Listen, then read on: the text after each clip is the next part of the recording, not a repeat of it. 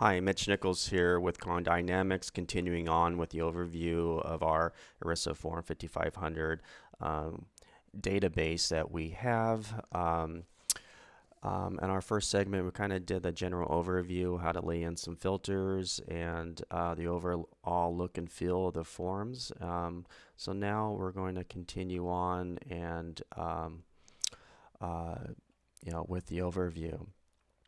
So here we are in Minnesota from the last video. So we got a couple of filters laid into here.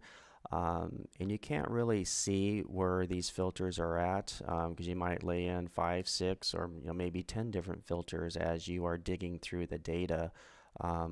So what we do when you can't remember where they're at, I know here you can come in because I know there's one inside this Schedule A. You'll have this blacked here. You can say clear filter. But if you can't remember, just come up to advanced up here and say clear all filters.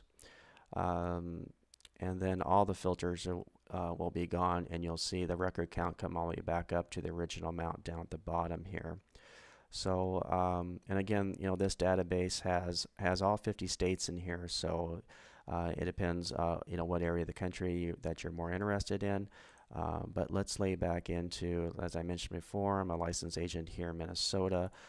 So let's just look at Minnesota, something I would be interested in. I'm going to be looking at plan lives that are greater than 500.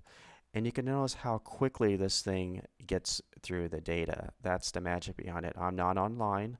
I'm on a laptop. So this can be done in a hotel room, or out in a different city doing prospecting, visiting clients, and you need to have more people to call. So this is a wonderful tool.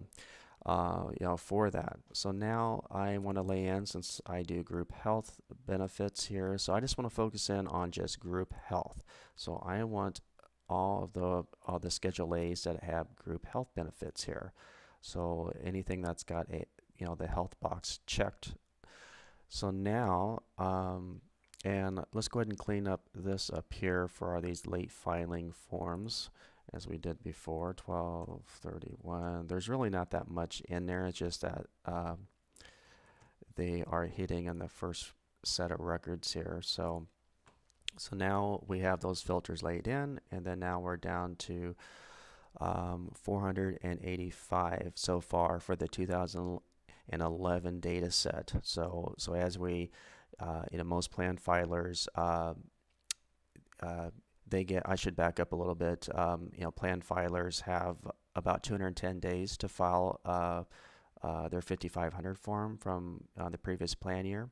So most of the plan years start in January. So most of these plans will start coming in full force around October, November, December area there. So we offer different subscriptions. Either you can just buy the database just like it is, or you can have the semi-annual update, or a quarterly update, or a monthly update for just a little bit more money on there. So anyway, rolling back to this. So I'm looking at health benefits. There's 485 so far in the 2011 record set, and so now I'm just going to scroll forward and just look and see what's in here. There's Canterbury Park. That's our horse track that we have here in Minnesota. And then here we can see that Paul Banto is the broker on this, and $2 million in premium, but they're doing health, dental, EAP insurance with this. So as we scroll forward, we have another broker that's involved with this.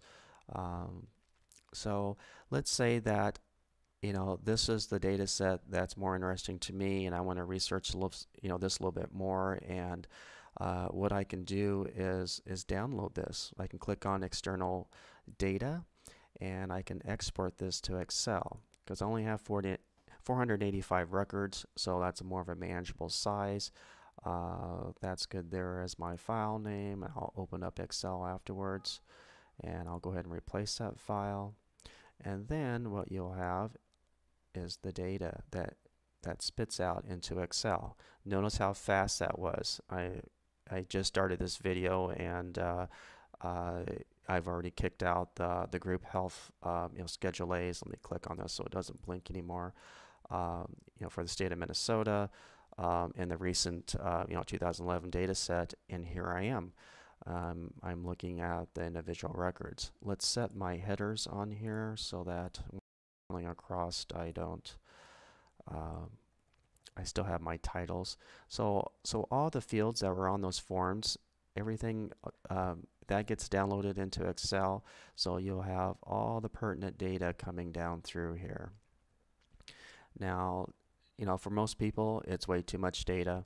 So what you can do with this is, get rid of the columns that you don't need when it's down into Excel. So you can just get rid of it by highlighting and deleting it. I guess most people know how to use Excel more than they do Microsoft Access. I set up Access to where it's very simple to use the filters to download the information into Excel, to where most people feel very comfortable in Excel and doing their sorting and pivot tables and whatnot in there. So again, and I use these as like a call sheet too, so I don't get real fancy. If I see something that looks interesting to me, I get rid of the columns I don't need, and I get down to where the phone numbers are, and I just start dialing numbers, right off this sheet. I mean, all this looks nice until someone actually picks up the phone and gets an appointment. Other than that, you're just looking at data. So again, we're trying to pinpoint people on the employer groups that are in their area that they may have overlooked. I'm sure everyone's did a good job on trying to find all the employers in their area. But I focus in too, if it's a fully insured plan, if I'm looking at Blue Cross plans here or some of the other fully insured carriers, because I specialize more in the stop loss insurance area, I'll set up a separate column here, and I'll divide the number of covered lives by the, let's do that real quick. So I'll start at the very top. That's 0 lives there. So I'll quickly come in and do one of these, and I'll just go down just a couple of rows here. So I'll look at what these lives look like, divided by the number of covered lives, and also look at it, divided by the number of employees, the participants on the first page of the Schedule 5500, because sometimes you'll get way more lives than the covered lives there. So I look at that metric to see how good how expensive some of these fully insured plans are. So whenever I see anything that's over $10,000 here, I don't see anything just on the very few line items that I did here. That allows me to go out and shop for stop loss insurance for a self-funded plan, because I've got enough room inside of there to where I can lay in that. I can lay in a 1215 contract and have max exposure that equals fully insured. So that's how I use this data to hunt self-funded prospects for myself. But it all depends on what you're going to use it for. Maybe you sell fully insured, and you're trying to capture the broker record. You just need to know who to call out there, and you'll notice that you'll see 2 iterations. If there's 2 Schedule A's or if there's multiple brokers, that information will come down also. So on this Canterbury Park, we had noticed that there were 2 brokers on this under that Health Partners record.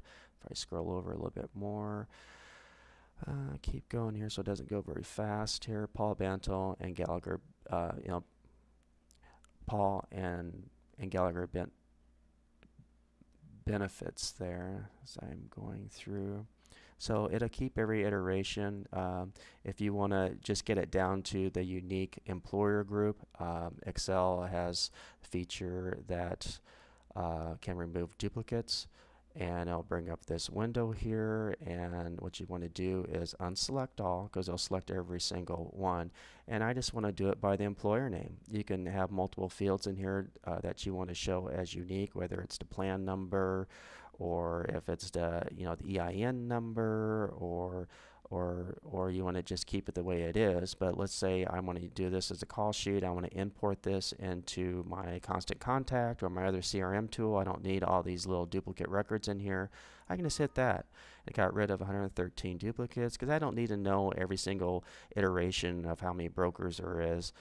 So now I have 372 unique employer groups out there. So see, there's only one Canterbury, there's only one distribution alternatives in there, and then it just dials it in. Now I can set the columns to match my import loader templates, because various CRM tools have different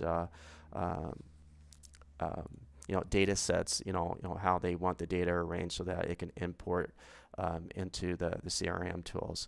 So in here, and once it's down here, a lot of people know how to use Excel a lot better.